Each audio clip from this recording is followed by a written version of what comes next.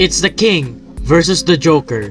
LeBron versus Nikola Jokic battle it out, but in the end, the United States will prevail against Serbia 110-84. The United States would open up their Olympic campaign, dominating Serbia in both ends of the floor. For the box scores, in the first quarter, the United States scored 25 and Serbia 20. In the second quarter, the United States scored 33 and Serbia with 29.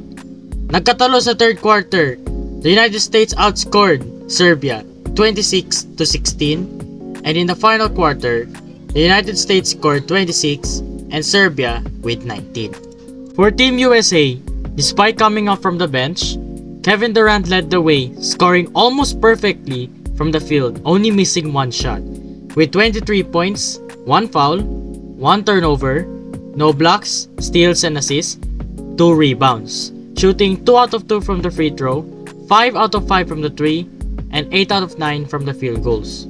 On the other hand, for Serbia, the reigning MVP was able to pull off 20 points, 1 foul, 4 turnovers, 4 steals, 8 assists, 5 rebounds, 3 out of 4 from the free throw, 1 out of 6 from the 3-point, and 8 out of 15 from the field goals.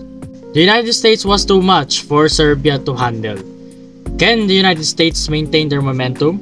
Will Serbia come back and bounce back from their loss? Abangan ninyo ang paparating na other Olympic Games. Pero yun na muna para sa akin. Peace out everyone.